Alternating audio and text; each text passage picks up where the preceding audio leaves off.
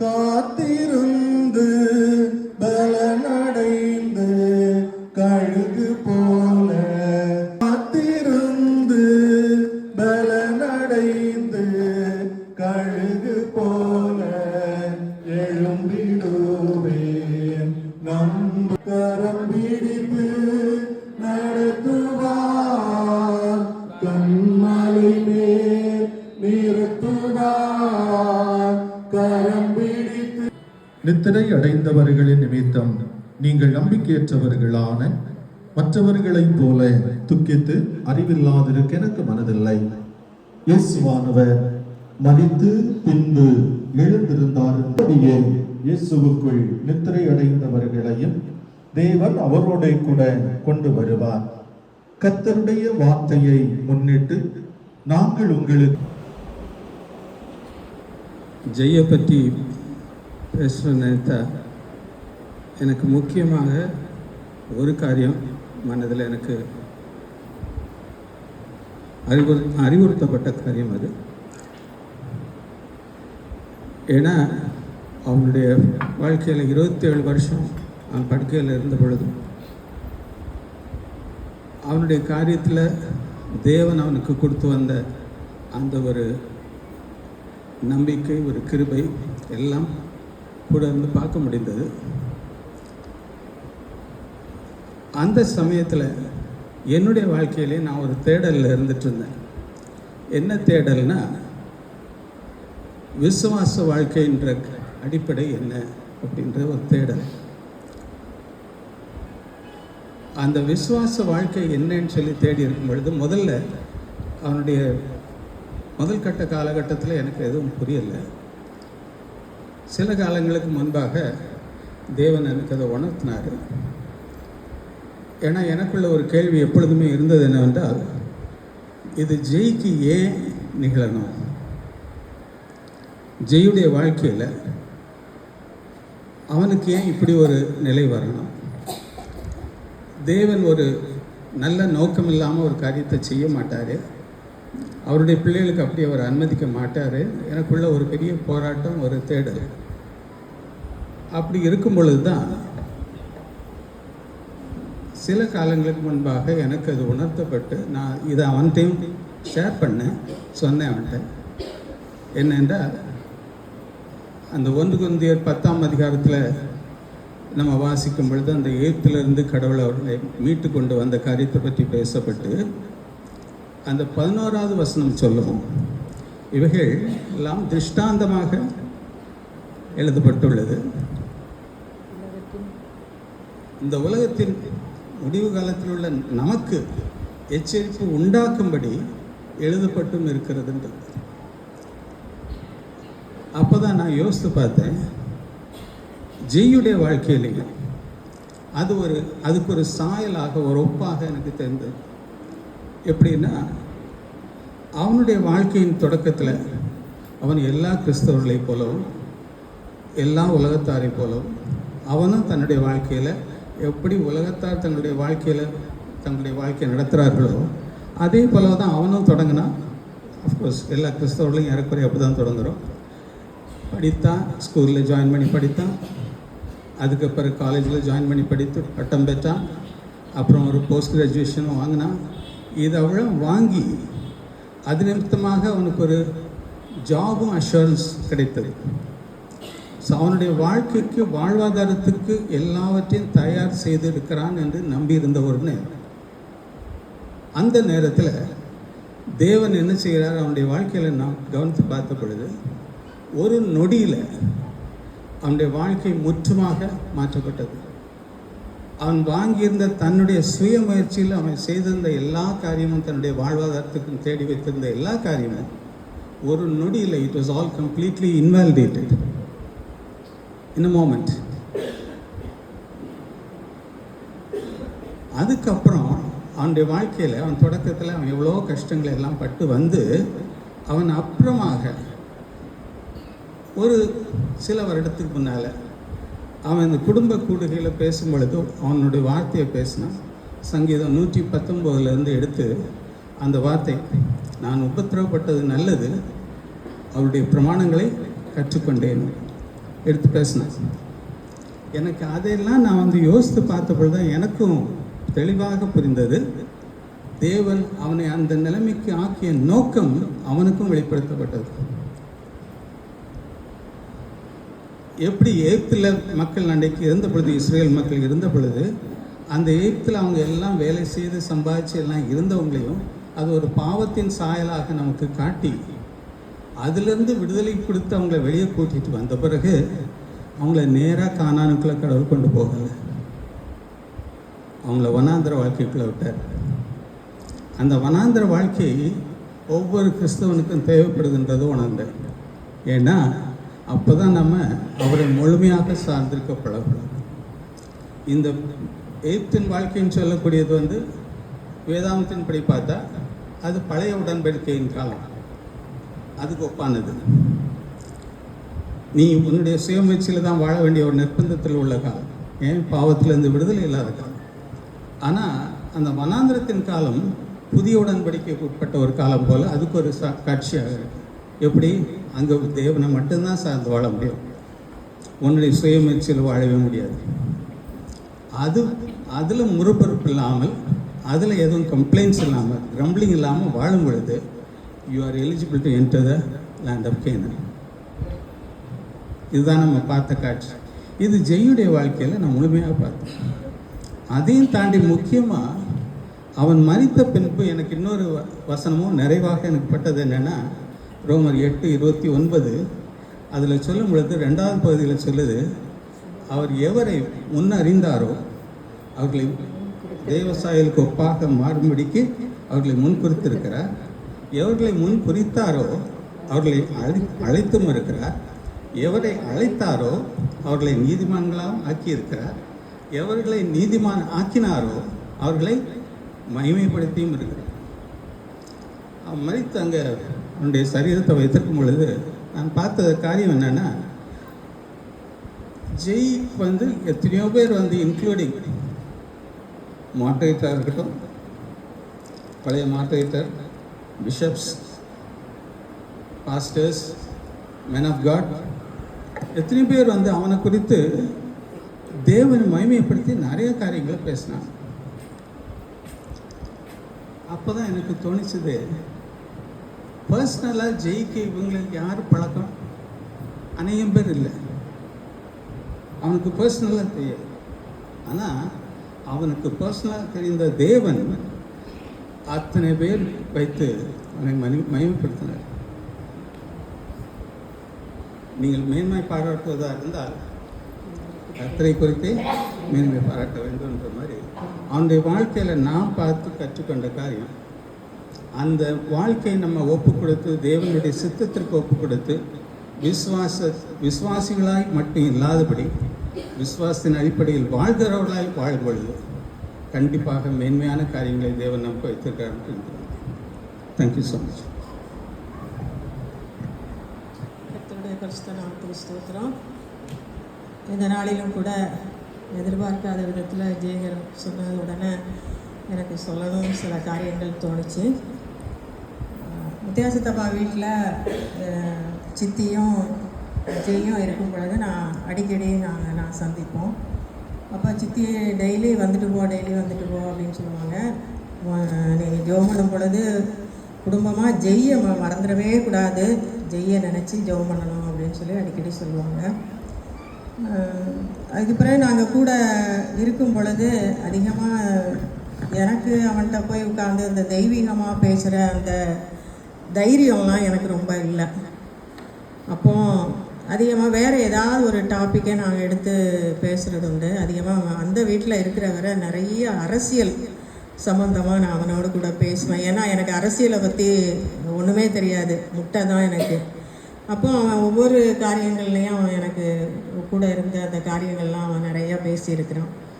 பிறகு சமுதாயத்துக்குரியதான சில காரியங்கள் எப்படி இருக்குது என்ன ஏதுன்னு பேசிட்டு, நீ எப்படி இருக்கிற, உன் ஹெல்த் எப்படி இருக்க அப்படின்னு கேட்குறதுக்கு எனக்கு தைரியம் இல்லாதனால அதை குறித்த யோசனையே எனக்கு இல்லாமல் நான் அப்படியே பிரிஞ்சு ஒரு ஜாலியான ஒரு மூடில் அப்படியே வந்துட்டுருப்போம். அடுத்தபடியாக அவன் இந்த வீட்டுக்கு வந்த பிறகு அநேகமாக ஒரு நாள் அவன் ரெஜி வந்து ரொம்ப சுகவீனமாக போயிட்டா. அப்போ அவன் தான் அவளுக்கு டெய்லி பேசுவான். டெய்லி 2 நேரம் நான் நினைக்கிறேன். அவனுடைய ஃப்ரீ டைம் எடுத்து அவன் அவளை எந்த அளவுக்கு அவளை என்கரேஜ் பண்ணி கொண்டு வர முடியுமோ. ஏன்னா அவளுக்கு கையெல்லாம் அப்போ அசைக்க முடியாது. நிறைய பேர் பார்த்துட்டு போனவங்கலாம் அவள் பேரலைஸ்டு அப்படின்னு சொல்லிட்டு போவாங்க. அப்போ நாங்கள் அவளுக்கு அந்த இதை எடுத்து கையில் கொடுத்து, அந்த ஃபோனை எடுத்து கொடுத்து நேரத்தில் அவன் அந்த டைமுக்கு அவனுக்கு கொடுப்போம். ரொம்ப ஆறுதலாக அவன் பேசிகிட்டே இருப்பான். அதை செய் அல்லது இதை சாப்பிடு அதை சாப்பிடு அப்படின்னு சொல்லி ரொம்ப அவன் உதவி செய்திருக்கிறான். அடுத்தபடியாக என்னுடைய ஹஸ்பண்டு வந்து ரொம்ப அவங்க இந்த ப்ராஸ்டேட் ப்ராப்ளத்தினால ரொம்ப கஷ்டப்பட்டாங்க. அப்போ அவங்களுக்கு சில காரியங்களில் ஆப்ரேஷன்ஸ் 6 ஆப்ரேஷன்ஸு நெடுங்கவே நடந்திருந்தாலும் அவங்களுக்கு அதில் ஒரு பெரிய நல்ல ரிசல்ட் இருந்த மாதிரி தெரில. அப்போ நான் அவன்கிட்ட வந்து நான் கேட்பேன், நான் என்ன ஜெய் இதுக்கு பண்ணலாம், இந்த மாதிரிலாம் இருக்குது, அவங்களால ஒரு கண்ட்ரோல் இல்லை, அவங்களும் மைண்டும் அவங்களுக்கு ஒரு நார்மலாக இல்லாமல் அவங்க யோசிக்கிறனால தான் இந்த மாதிரி அவங்களுக்கு இந்த வியாதி சுகமாக இருக்குதா அப்படின்னு சொல்லி நான் அவன்கிட்ட பேசுவேன். அப்போ அவன் என்கிட்ட பேசும் பொழுது அவன் வந்து அதுக்கு மாற்றாக என்னெல்லாம் வச்சுக்கிட்டலாம், என்னென்ன விதமான பேட் யூஸ் பண்ணலாம், என்ன மாதிரி யூரினா வெளியே கொண்டு வர்றதுக்கோ வலி இல்லாமல் அல்லது ரொம்ப அதிகமாக இல்லாமல், இப்படி நிறைய காரியங்களை அவன் சொல்லி கொடுத்து அவன் மெத்தட்ஸை வந்து அவன் சொல்லி கொடுப்பான். எனக்கு அதெல்லாம் நினைக்கும் போது ரொம்ப ஆச்சரியமாக இருக்கும். பிறகு கேட்பான், இதை வாங்கிட்டீங்களா, அதை யூஸ் பண்ணிங்களா, என்ன மாதிரி அத்தானுக்கு அது முன்னேற்றமாக இருக்குது அப்படின்னு சொல்லி கேட்பான். அது ரொம்ப எங்களுக்கு அது ட்ராவல் போகும்பொழுதெல்லாம் நிறைய எங்களுக்கு அது யூஸ்ஃபுல்லாக இருந்திருக்குது. அடுத்தபடியாக பார்க்கும் பொழுது பொதுவாக பர்த்டேஸ் மேக்ஸிமம் நான் அந்த வீட்டில் இருக்கும் பொழுது சரி, இந்த வீட்டில் இருக்கும் பொழுது நான் அவனுக்கு வந்து மீட் பண்ணுவேன். அன்னைக்கு நான் வந்து ஜெபம் பண்ணிட்டு போவேன். பிறகு ரொம்ப சந்தோஷமாக சில நேரங்களில் இந்த தோலை இப்படி தட்டிடுவேன். அப்போ அவனுக்கு அப்படி அந்த அசைவெல்லாம் அவனுக்கு முடியாது, கஷ்டமாக இருக்கும். அக்கா அப்படின்னு சொல்லுவான், ஐயோ தெரியாமல் தட்டிட்டேன் ஜெய், சரி பார்ப்போம் அப்படின்னு சொல்லிட்டு நாங்கள் பிரிந்து போகிற நேரங்கள் உண்டு. அடுத்தபடியாக அவன் அந்த வசனங்கள் அவன் டெய்லி அனுப்புவான். மேக்ஸிமம் அவன் இங்கிலீஷில் அனுப்பிட்டு இருப்பான். எனக்கு அவ்வளோ தூரம் அதை அண்டர்ஸ்டாண்ட் பண்ணிக்க ரொம்ப ரொம்ப டீப்பாக நான் வாசிக்கிறது இல்லை. தமிழில் போட்ட உடனே நான் அதை ரொம்ப இதாக வாசிப்பேன். கடந்த 5ஆம் தேதி தான் ஃபைனல், 4ஆம் தேதி தான் கடைசியாக ஒரு வசனம் அனுப்பியிருந்தான். மனுஷனுடைய யோசனைகள் அதிகமாக இருக்கும், அநேகமாக இருக்கும், தேவனோ இருதயத்தை நிறுத்து பார்க்கிறார். எனக்கு அந்த நிறுத்து பார்க்கிறாருங்கிற வார்த்தையை பார்த்தோன்னா எனக்கு ரொம்ப எமோஷ்னலாக இருந்துச்சு. இதுவரை ஆண்டவர் அதை கவனிக்கிறாரு, பார்க்கிறாரு, ஆராய்ச்சி பண்ணி நம்மளை திருத்துறாரு அப்படிலாம் பார்த்துருக்குறோம். ஆனால் நம்மளுடைய யோசனைகள் எவ்வளோ இருக்குது. ஆனால் அந்த நம்மளுடைய இருதயத்தை அவர் நிறுத்து பார்க்கிறார். தராசில் 2ஐயும் வச்சு பார்க்கும் பொழுது நம்மளுடைய இருதயமும் நம்மளுடைய யோசனை எப்படி இருக்கும்னு சொல்லும் பொழுது எனக்கு அது மிகுந்த ஆச்சரியமாக இருந்துச்சு. அப்போ நான் இன்னைக்கு காலையில் யோசித்தேன், ஜெனுட்ட அதை கொடுத்து அதை வந்து என்ன மாதிரி மாடிஃபிகேஷன் பண்ணலாம், தராசு போடணும், வசனத்தை குறித்து போடணும், இருதயத்தை குறித்து போடணும், இப்படி சில காரியங்களை செட் பண்ணி அந்த வசனத்தை எனக்கு ஒரு போர்டாக செய்து தருவணும் அப்படின்னு சொல்லி அவன்கிட்ட கேட்கணும் அப்படின்னு சொல்லி நான் காலையில் அதை யோசிச்சுட்டு இருந்தேன். இந்த நேரத்தில் பேச சொன்ன உடனே அந்த காரியம் எனக்கு நினைவுக்கு வந்தது. இப்படியாக அவன் வந்து அவனுக்கு ஆறுதலை தேடினதை விட மற்றவர்களுக்கு ஆறுதலான காரியத்தை அவன் அதிகமாக சொன்னான். கவலைப்படாதீங்க, ஒவ்வொரு காரியத்தையும் வந்து எதையாவது சொன்னோன்னா சொல்லுவான், எவ்வளவோ பொறுத்திட்டீங்கக்கா, எவ்வளவோ தாங்கிட்டீங்க, இது என்ன பிரச்சனையா, நல்லா ஜெபம் பண்ணுவோம், கடவுள் சமாதானத்தை தருவார், சந்தோஷத்தை தருவாருங்கிற கடைசியாக நான் அவன்கிட்ட பேசும் பொழுது அவன் சொன்ன வார்த்தை இதுதான், சந்தோஷமாக இருங்க, கடவுள் எல்லா காரியத்தையும் சரியாக்குவார் அப்படின்னு சொன்னான். அதனால் கர்த்தருடைய பரிசுத்த நாமத்துக்கு ஸ்தோத்திரம். இந்த வாய்ப்பை கொடுத்த ஜேகருக்கு நான் அதிகமாக நன்றியை தெரிவித்துக் கொள்கிறேன். ஆமென். ஜெய்பால் ஜோசப்புடைய சித்தி, தூத்துக்குடி சித்தி மகன். என்னுடன் பிறந்தவர்கள் 2 சகோதரர்கள், நானும் என் சகோதரனும் 2 சகோதரிகள், மொத்தம் 4 பேர். எங்களுடைய குடும்பத்தில் சுமார் 8 ஆண்டு காலமாக சிறிது பிணக்கு ஏற்பட்டது. ஜெய் தன்னுடைய உயிருள்ள காலம் வரை இணைக்க கடுமையாக பிரயாசப்பட்டான்.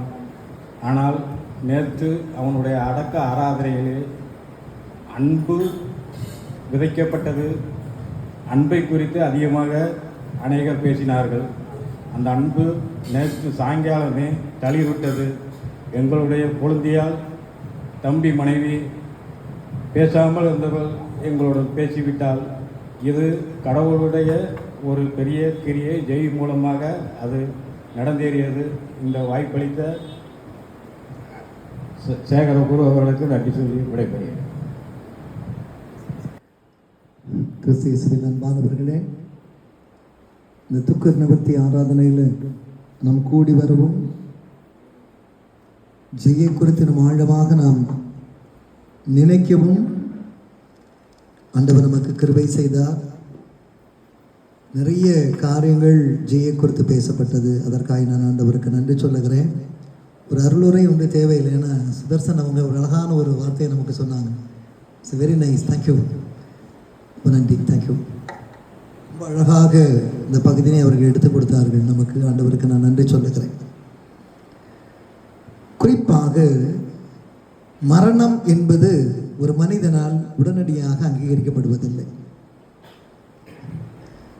இப்படிதான் நம்ம இருந்தாலுமே எந்த ஒரு மரணத்தையும் ஒரு மனிதன் உடனடியாக அதை ஏற்றுக்கொள்வதும் இல்லை, அங்கீகரிப்பதும் இல்லை.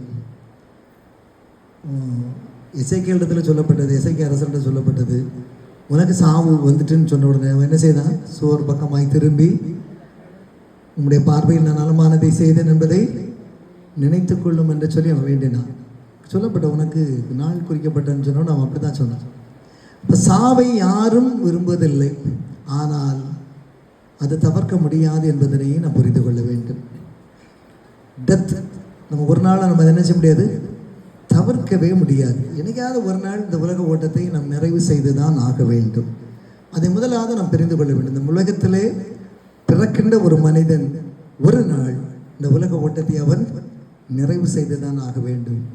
அது எத்தனை ஆண்டுகள் என்றெல்லாம் நமக்கு தெரியாது, எப்போ வரணும்னு நமக்கு தெரியாது இல்லையா? வேதம் அழகாக சொல்லுகிற ஒரு மனித வாழ்க்கை என்பது காலையிலே பூத்து மாலையில் அழிந்து போகின்ற புல்லின் பூவு கொப்பாய் இருக்கிறது இல்லையா? அது சீக்கிரமாய் காய்ந்து போகிறது போல மனிதர்களாகிய நாமும் காய்ந்து போகிறோம். அதுதான் அது யதார்த்தமான உண்மை இல்லையா? நிறைய பேர் நம்ம காலமாக பேசிக்கிட்டு இருப்போம், மாலையில் பார்க்க முடியாது. சேர்ந்து நடப்போம், பிரிவோம், 2 மணி துளிகள் கேட்டால் அவர் இந்த உலக ஓட்டத்தில் இல்லை என்று சொல்வார். இதுதான் நிஜம். அந்த நிஜத்தை முதலாவது நம்ம அக்செப்ட் பண்ணிக்கணும். இதுதான் என் வாழ்க்கை, இப்படி தான் நம்முடைய வாழ்க்கை இருக்கும் என்பதனை நம்ம ஆழமாக நாம் புரிந்து கொள்ள வேண்டும். ஆனால் மரணத்தை குறித்து திருமறையில் நமக்கு ஆழமாக சொன்னால், மரணத்திற்கு பின்னால் எங்களுக்கு ஒரு நான் கல்லூரியில் இறையல் கல்லூரியில் பயின்று கொண்டு இருக்கிற வேளைகளில் லைஃப் ஆஃப்டர் டெத் என்று சொல்லுகிற ஒரு கருத்தரங்கம் பேசப்பட்டது. அதில் ஒரு பெரிய ஒரு இறையலாளர் அவர் பேசுவதற்காக அவர் அழைக்கப்பட்டார். அவர் சொன்னார், ஒரு முதல் வார்த்தை லைஃப் ஆஃப்டர் டெத் பற்றி எனக்கு சொல்லப்பட்டிருக்கிறது, ஆனால் நான் இன்னும் சாகவில்லை. பேசிட்டு அவர் சொன்னார், நான் இன்னும் சாகவில்லை. செத்தா தானே தெரியும் எனக்கு இங்கே என்ன நடக்குன்னு சொல்லி. அதானே உண்மை. செத்த பிறகு தானே அங்கே என்ன நடக்குன்னு தெரியும். சாவதற்கு முன்னாலே லைஃப் ஆஃப்டர் டெத் பற்றி என்ன பேசினா நான் என்ன பேச முடியும் அப்படின்னு சொல்லிவிட்டு ஜோக்காக்க சொல்லிவிட்டு இல்லை, திருமறை நமக்கு நிறைய காரியங்களை நமக்கு கற்றுத்தந்திருக்கிறது என்பதனை ஒரு ஆழமாக சொன்னார். உலக வாழ்வுக்கு பின்னால நமக்கு என்ன உண்டு என்பதனை வேதம் நமக்கு ஆழமாக கற்றுத்தருகிறது என்று சொல்லுகிறதை பார்க்கிறோம். அன்பானவர்களே, ஆனால் இறந்தவர்களால் எதுவுமே செய்ய முடியாது என்பதும் உண்மை. அதை முதலாவது புரிந்து கொள்ள வேண்டும். இறந்தவர்களால் எதுவும் செய்ய முடியாது. ஒரு இறந்த உடனே உடல் இங்கே இருக்கிறது, அது ஆன்மா அவனுக்கு பிரிந்து மேலே போய் வேதம் வந்துகிறது சியோல், ஒரு செயல்படாத ஒரு இடத்துல போய் அதை அமர்ந்து கொள்ளுகிறது. அதுதான் உண்மை. அங்கே போய் அது போய் அப்படியே அமர்ந்துடும். அதெல்லாம் ஒன்றுமே பண்ண முடியாது. நிறைய பேர் சொல்லுவாங்க, நான் அவனை பார்த்தேன் இவனை பார்த்தேன் அப்படின்னு சொல்லுறதெல்லாம் மனதினுடைய உள்ளுணர்வுகள். அதுதான் உண்மை, அதுதான் உண்மை. அதை அழகாக புரிந்து கொள்ள வேண்டும். அது அங்கே போய் அமர்ந்துடும். ஏன்னா வேதம் மிக தெளிவாக சொல்லுகிறது. சங்கீதம் 6:6, 30ஆம் சங்கீதம் 10வது வசனம், 88ஆம் சங்கீதம் 11வது வசனம், ஏசாயா 38, 11, 18 இந்த வசனங்களை நீங்கள் படித்து பார்த்தீங்கன்னா உங்களுக்கு தெரியும். ஏனென்று சொன்னால் அந்த வசனங்கள் சொல்லுகிறது, இறந்தவர்கள் உம்மை தொழுவார்களோ, இறந்தவர்களால் உம்மை ஆராதிக்க முடியுமா அப்படின்னு சங்கீதக்காரங்க. செத்து போனாமல் நம்மளை ஆராதிக்க முடியுமா? அதனால நான் உயிரோடு இருக்கிறதா நம்ம ஆராதிக்க முடியும். அப்போ நீர் எனக்கு பலனை தரணும், எனக்கு சுகத்தை தரணும் அப்படின்னு தான் வேதம் நமக்கு ஆழமாக சொல்லுகிறது. அன்பானவர்களே, இந்த பின்னணியத்தை மையமாக வைத்து தான் ஆண்டவராக இயேசுநாதர் சொன்னார். மத்தேயு 22:32 எல்லாம், தேவன் மரித்தவருக்கு ஆண்டவராயிராமல் ஜீவனுள்ளவருக்கு ஆண்டவராய் இருக்கிறார். கடவுள் ஜீவனுள்ள நமக்கு ஆண்டவராக இருக்கிறார். அப்படின்னா எல்லாவற்றுக்கு மேல வேதம் அழகாக சொல்லுகிறது, இந்த உலக ஓட்டத்தை நாம் மறிப்பது நிச்சயம். அது அழகாக சொல்லப்பட்டிருக்கிறது. 2 சாமுவேல் 14ஆம் அதிகாரம் 14வது வசனம் நீங்க படித்து பார்க்கின்ற வேளைகளில் நான் மறிப்பது, முதல் வார்த்தை இப்படிதான், நான் மறிப்பது நிச்சயம். அப்போ டெத், மரணத்தை எந்த ஒரு மனிதனாலும் தவிர்க்கவே முடியாது, எந்த ஒரு மருத்துவராலும் தவிர்க்க முடியாது. வேற கொஞ்சம் நேரம் போஸ்ட்போன் பண்ணலாம், போஸ்ட்போன் தான் பண்ண முடியும். சரியா, கொஞ்சம் நேரம் போஸ்ட்போன் பண்ணலாம். அதை எப்படி வெண்டிலேட்டரில் போட்டு இழுத்து செத்து போனவனை செத்த உயிரோடு இருக்கிறான்னு காட்டி அப்படிதான் போஸ்ட்போன் பண்ண முடியுமே தவிர வேற எதுவும் போஸ்ட்போன் பண்ண முடியாது. அதுதான் உண்மை, அதுதான் உண்மை. கொஞ்சம் நேரம் போஸ்ட்போன் பண்ணலாம் இல்லையா. என்னுடைய தாயார் 2010 ஆக்சுவலாக அவங்க டெத் வந்து 2010 இரவு நேரம் அவங்களுக்கு எங்கள் முன்னாலே அவங்களுக்கு ஹார்ட் பீட் எல்லாம் ஸ்டாப் ஆகும். இப்போ நிறைய நாங்கள் உள்ள நிற்கிறோம், நிறைய மருத்துவர்கள் நிற்கிறாங்க, நிறைய டாக்டர்ஸ் உள்ள நின்றுட்டுருக்காங்க. என் தம்பி சொன்னான், ஐ ஓன்ட் டிக்ளேர், எங்கள் அம்மா மறித்து போனார் என்பதை நான் டிக்ளேர் பண்ணவே மாட்டேன், மறைக்க மாட்டேன். இன்னைக்கு எங்கள் அம்மா சாகக்கூடாது, இன்னைக்கு எங்கள் அம்மா சாகக்கூடாது, நாளைக்கு செத்தாலும் பரவாயில்ல, இன்னைக்கு ஆனால் சாகக்கூடாது, நான் டிக்ளேர் பண்ண மாட்டேன் அப்படின்னா. அதுக்கிடையில் ஒரு 6 நிமிஷம் தாண்டிட்டு 6 நிமிஷம் டாக்டர் செல்வகுமார் அப்படிங்கிற ஒருவர் இருந்தார். அவர் சொன்னார், பாச உங்கள் பிரதர்கிட்ட சொல்லுங்கள், எங்கள் அம்மா உண்மையிலே மறித்தாச்சு. அப்போ 80 வயசு அவங்களுக்கு, 80 வயது, விட்டுருங்க, விட்டுற சொல்லுங்க. இவன் சுவர் பக்கமாய் திரும்பி கொண்டு நோ அப்படின்னு சொல்லுவான். எல்லாருமே ஐசிக்குள்ளே தான் நிற்கிறோம், நோ என்று சொல்லுவான். அதுக்குள்ளே உங்களுக்கு தெரியும், உடம்புல இருக்க கார்பன் டை ஆக்சைடு, பிரெயினுக்கு ஆக்சிஜன் போகாத நல்ல மேலே ஏறி நிறைய பிரச்சனை ஆகிடுச்சு. ஆனாலும் அவர்கள் ஒரு கடைசியில் ஒரு எலக்ட்ரிக் ஷாக் கொடுத்தாங்க. ஷாக்கு கொடுத்து ரொம்ப கம்ப்ரஸ் பண்ணாங்க, ஒரு ஷாக்கு கொடுத்தாங்க. எங்கள் அம்மா 4 ரிப்ஸ் உடஞ்சி டபக்கு டபக்குன்னு கேட்டு எங்கள் முன்னாலே ஒரு சின்ன ஜர்க்கு. அதற்கு பின்னால் 2 ஆண்டுகள் அவர்கள் எங்களோடு கூட இருந்தார்கள். அது உண்மை.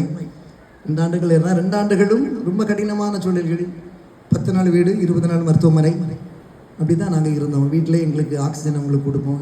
இந்த கால வசதிகளும் அன்றைக்கு இல்லை, எல்லாமே நாங்கள் இருப்போம். அவங்களுக்கு 2 மெய்டு கூட நானும் இருந்தேன், எங்கள் பாசனேஜெல்லாம் இருந்தாங்க. 10 நிமிஷத்துக்கு மேலே நான் எங்கேயும் வெளியே போக முடியாது, உடனே வந்துடணும், உடனே இதாகிடுவாங்க. அப்படி கொஞ்சம் நிறைய பாடுகள் வந்துச்சு. ஆனாலும் அந்த மரணத்தை அவங்கள 2 வருஷத்துக்கு மேலே தாக்கு பிடிக்க முடியல. கடைசியில் ஒரு 14 நாள் வெண்டிலேட்டர்லேயே இருந்து எல்லாரும் சொன்னாங்க, வெண்டிலேட்டர் ஸ்டாப் பண்ணுவோம், சொன்னால் ஸ்டாப் பண்ண மாட்டேன்னு. கடைசியில் வெண்டிலேட்டரே சக் பண்ண முடியாமல் அப்படி தான் அவர்களுக்கு இந்த மரணம் கொடுக்கப்பட்டது. ஆனால் மரணம் என்பது நிச்சயமானது, அது தவிர்க்கவே முடியாது, நிச்சயமாக அது தவிர்க்கவே முடியாது. ஆனால் வேதம் சொல்லுகிற ஒரு மரணம் என்ன என்பதுன்னா, முதிர் வயதாகி வலிமை குண்டி மறிப்பதுன்னா ஒரு நல்ல மரணம் அப்படின்னு சொல்லி. அதே மாதிரி நோயுற்றதனால் ஏற்படுகின்ற இழப்பு என்பது ஒரு கசப்பானது. அது யோபு அழகாக சொல்லுவார். நோயினால் வருகின்ற ஒரு கசப்பை குறித்து அவர் சொல்லுவார். அது ரொம்ப ஒரு கடினமான ஒரு அனுபவமாக சொல்லப்பட்டிருக்கிறது. சங்கீதம் 16:10, சங்கீதம் 49:15 சங்கீதக்காரன் ஆத்துமாவை பாதாளத்தின் வெள்ளடிக்கு விலக்கி காட்டி. அந்த திடீர் மரணங்கள் மனிதனால் ஏற்றுக்கொள்ளப்படுவதில்லை. திடீர் மரணம் வரக்கூடாது அப்படின்னு சொல்லுவாங்க. ஆனால் எப்பொழுதுமே ஒரு கிறிஸ்தவ வாழ்வில் இருக்கிற ஒரு மனிதனுக்கு இருக்கிற ஒரு ஆழமான நம்பிக்கை என்னன்னா, திடீர் மரணத்தில் கடவுள் என்னை காப்பார். அது நமக்குள்ள இருக்கின்ற ஒரு ஆழமான ஒரு விசுவாசம். பழைய ஏற்பாட்டில் இறப்பை குறித்து ஒரு பாவத்தின் விளைவு என்று சொல்லப்பட்டாலும், புதிய ஏற்பாட்டில் ரோமர் 5:12 சொல்லுகிறது, ஒரு மனிதனால் மரணம் உண்டானது போல ஒரே மனிதன் எல்லாருக்கும் வாழ்வும் அளிக்கப்பட்டது. இயேசுவினால் நமக்கு வாழ்வும் அளிக்கப்பட்டது என்று சொல்லுகிறது. அன்பானவர்களே, ஆனால் நம்முடைய வாழ்க்கையில ஒரு நம்பிக்கையினை வேதம் நமக்கு அழகாக கொடுத்திருக்கிறது. ஒரு ஆழமான ஒரு நம்பிக்கை இல்லையா? கிறிஸ்துவில் இறப்பில் பங்கு கொண்ட ஒவ்வொரு மனிதனும் ஒவ்வொரு நாளும் வாழுகிறான். அதான் ஒரு வாழ்க்கை. மரணத்தை நமக்கு தவிர்க்க முடியாது. ஆனாலும் கிறிஸ்துவின் இறப்பில் பங்கு கொண்ட இல்லை, இயேசுவானவர் மரித்து உயிர்த்தெழுந்தார் என்று விசுவாசிக்கிறவர்கள் ஒவ்வொருவரும், இயேசுவானவர் மரித்தார், ஆனால் அவர் உயிர்த்தெழுந்திருக்கிறார். அந்த விசுவாசத்தில் ஒவ்வொரு வாழுகின்ற ஒவ்வொரு மனிதனுக்கு என்ன இல்லையா? சாவு இல்லை என்று வேதம் சொல்லுகிறது. சாவு இல்லை என்று சொல்லுகிறது. அப்போ வேதம் அழகாக அதற்கு இன்னொரு விதத்தில் பாவத்திற்கு மரித்து கிறிஸ்துவின் உறவுக்குள் வாழுகின்ற உலகத்தில் வாழுகின்ற எல்லாரும் நாமும் பாவத்திற்கு மரித்து கிறிஸ்துவுக்குள் வாழ வேண்டும் என்பதே சொல்லுகிறது. அன்பானவர்களே, அதே மாதிரி தான் வேதம் நமக்கு இன்னும் ஆழமாக கற்றுத் தருகிறது. கிறிஸ்துவ விசுவாசம் வைக்கிறவனை மரணம் என்ன செய்யாது? விட்டு வைக்காது. எந்த விசுவாசியையும் மரணம் என்ன செய்வதில்லை? விட்டு வைப்பதில்லை. ஆனால் அவன் ஆன்மா சாகும். ஜெயனுடைய வாழ்க்கை அதுதான். ரொம்ப நல்ல வாழ்க்கை அவன் வாழ்ந்தான். ஜெய் ரொம்ப சிறப்பான ஒரு வாழ்க்கை, ஆண்டவருக்கு ஒரு பிரியமான ஒரு வாழ்க்கை இல்லையா? மரணத்திலிருந்து அவரை நம்மை காப்பாற்ற முடியாது. ஆனால் அவருடைய ஆன்மா சாகவில்லை. அவர் மரித்து இருக்கின்ற வேலை அவருடைய ஃபேஸை பார்த்துருப்பீங்க நிறைய பேர். ஒரு அழகான ஒரு பிரைட் ஒரு ஃபேஸ். அதற்கு 2-4 நாட்கள் அவர் ஃபேஸை நம்ம பார்க்கவே முடியாது. அவ்வளவு டல்லு, அவ்வளவு ஒரு பெயின். எனக்கே நான் இங்கேருந்து ஜோம் பண்ணிக்கிட்டு போயிடுறேன். அடிக்கடி வந்து ஜோம் பண்ண போயிட்டுவேன். எனக்கு மனசுகளுக்கு ஒரு பெரிய போராட்டம். ஏன் கடவுளே இவ்வளோ கஷ்டப்படுறேன்? இத்தனை ஆண்டுகள் கஷ்டப்பட்டாச்சு இல்லை? போதும் கர்த்தாவே, போதும் கர்த்தாவே. இதுக்கு மேலே அவனால் சக்சீட் பண்ண முடியும். ஏன்னா சில நேரங்களில் சில வார்த்தைகள் நம்ம ஜெபிக்கிற வேளையில் மற்றவர்களை காயப்படுத்தி விடக்கூடாது, ரொம்ப கவனமாக இருக்கும். என் மனசு உங்களுக்கு போதும் போதும் ஜெயிக்கு. அவன் ரொம்ப கஷ்டப்படுறான். அதை விட அவனுடைய உறவுகள் சுற்றி நின்று படுகிற வேதனைகள் சகிக்க முடியல. ஏன்னா ஒரு ரியல் லவ் அண்ட் அஃபெக்ஷன் அந்த ஃபேமிலியை நான் பார்த்தேன். Real love and affection. அந்த அளவுக்கு அவனுடைய உறவுகளுடைய கடினங்களும் அவன் பட்ட கஷ்டங்களும் உண்மையிலே சகிக்க முடியல. ஆனால் ஒருவேளை அவன் உடல் ரீதியாக அவன் பிரிந்திருக்கலாம். அவன் ஆன்மா என்ன செய்யலை? சாகவே இல்லை. அதனால் ஆண்டவர் அழகாக சொன்னார், உயிரோடு என்னை விசுவாசிக்க நினைவனும் என்னென்றைக்கும் மரிப்பதே இல்லை. அப்போ உண்மையிலே ஜெய் என்ன செய்யலை? ஜெய் சாகலை. இந்த இடத்தை விட்டு அவன் டிபார்ச்சராகி போயிருக்காப்புல.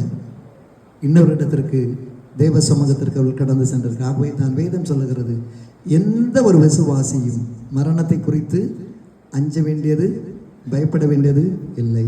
கிறிஸ்துவில் விசுவாசம் வைக்கிற எந்த ஒரு மனுஷனும் ஒரு நாளும் மரிப்பதே இல்லை. ஜெய் மரிக்கவில்லை. அவர் ஆண்டவருக்குள்ளாக வாழ சென்றிருக்கிறார். அந்த நம்பிக்கையோடு இந்த துக்க நிவர்த்தி நாளில் நம்முடைய பயணங்களை தொடர்வோம். கர்த்தர் நம்மை ஆசீர்வதிப்பாராக. ஆமென். ஒரு நிமிஷம் ஒரு 2 வார்த்தைகள் செயலர் அதோட கூட ஜோமனை நிறைவு செய்யலாம்.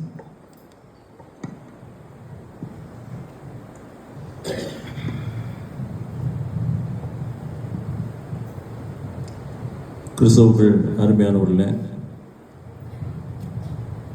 எங்களுடைய சகோதரன் ஜோசப் ஜெய்பாருடைய துக்க நிவர்த்தி நாளிலே இந்த அருமையான கூட்டத்தை தலைமையேற்று நடத்தி கொண்டிருக்கின்ற குளச்சல் சேகர சபையினுடைய போதகரவர்களுக்கும் உடன் போதகரவர்களுக்கும் மணலிக்காடு திருச்சபையினுடைய போதகரவர்களுக்கும் பாக்கியபுரம் திருச்சபையினுடைய போதகரவர்களுக்கும் இன்னும் வர இருக்கின்ற எங்களுடைய சேகரத்துக்கு உட்பட்ட போதகர்களுக்கும் மற்றும் இரத்தாவூர் திருச்சபையினுடைய போதகர்கள் வந்திருந்தார்கள், அவர்களுக்கும்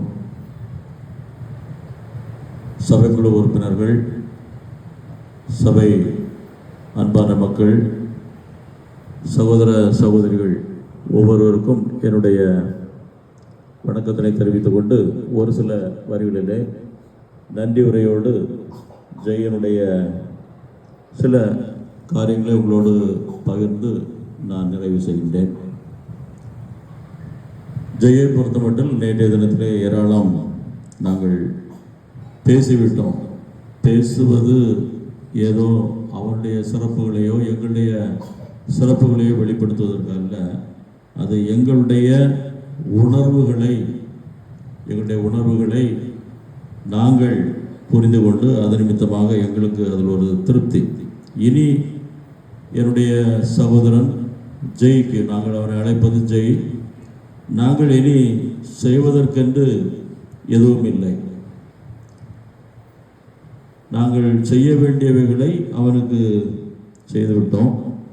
27 ஆண்டுகள் கடந்த நாட்களிலே அவனுடைய பயணங்கள் வித்தியாசமான பயணங்கள். அவனிடத்திலே நாங்கள் கற்றுக்கொண்டது ஏராளம். ஏனென்றால் 7 பேரில் நானும் என்னுடைய அடுத்த சகோதரன் ஜனகர், நாங்கள் வாலிப பருவத்திலே அதிகமாக விளையாடியவர்கள். பெற்றோருக்கு கட்டுப்படாமல், ஸ்கூலில் ஆசிரியர்களுக்கு கட்டுப்படாமல், எங்களுடைய வாழ்க்கை சற்று வித்தியாசமாக எங்களுடைய கட்டுப்பாட்டிலிருந்து நாங்கள் மீறி செல்லக்கூடிய, பெற்றோருடைய கட்டுப்பாட்டிலிருந்து மீறி செல்லக்கூடிய, பெற்றோர்கள் எங்களை குறித்து கண்ணீர் விடக்கூடிய சூழ்நிலைக்கு நேராக எங்களுடைய வாழ்வு திரும்பிய பொழுது நாங்கள் எங்களுடைய பருவத்தை சற்று கடந்து எங்களுடைய அந்த வாலிப பருவத்திலே என்னுடைய இளைய சகோதரன் ஜெய் வந்த பொழுது மிகவும் எங்களை விட அவன் வித்தியாசமானவன். அவனுடைய எல்லாவற்றிலும் பெற்றோர்களுக்கு கீழ்ப்படிதல், சகோதரர்களோடு இணைந்து நடத்தல், சமூகத்திலே குடும்பத்திலே அவனுடைய நடைமுறைகள், அவன் எனக்கு ஒரு பாடமாக அவனுடைய வாலிப பருவத்தில் எங்களுக்கு கற்றுத்தந்தவன். அப்ப இவ்வளவு நல்ல வாழ்க்கை வாழ்ந்த அவனுக்கு ஏன் இந்த நிலை என்று எனக்கும் என்னுடைய நெருங்கிய நண்பர்களுக்கும் அது தெரியும். பேசுவோம், ஜெய்க்கு ஏன், ஏன்னா அவன் அவ்வளோ நல்லவன், எல்லோருக்குமே தெரியும், குடும்பத்திலும் சரி எனக்கு தெரியும். என்னை விட அவன் ரொம்ப நல்லவன் என்ற கருத்து தான் அன்பு என்னுடைய கருத்து. அப்போ ஜெய்க்கு ஏன் இந்த நிலை, இதுதான் இந்த 27 வருஷத்தில் நேற்று அவன் எங்களுக்கு விட்டு சென்றிருக்கின்ற பாடம்தான். ஒரு மனிதன் எப்படிதான் வாழ்ந்தாக வேண்டும், எப்படி வாழக்கூடாது என்பதற்கு எங்களுக்கு அவன் இந்த 27 ஆண்டுகளும் பெரிய சாட்சி. அவனுடைய அறை 24 மணி நேரமும் 2 ஃபேன் ஓடிட்டு இருக்கும், ஃபுல்லாக லைட் எரிஞ்சிட்டே இருக்கும், லைட் ஆஃப் ஆகாது. 24 ஹவர்ஸ் லைட் ஆஃப் ஆகாது.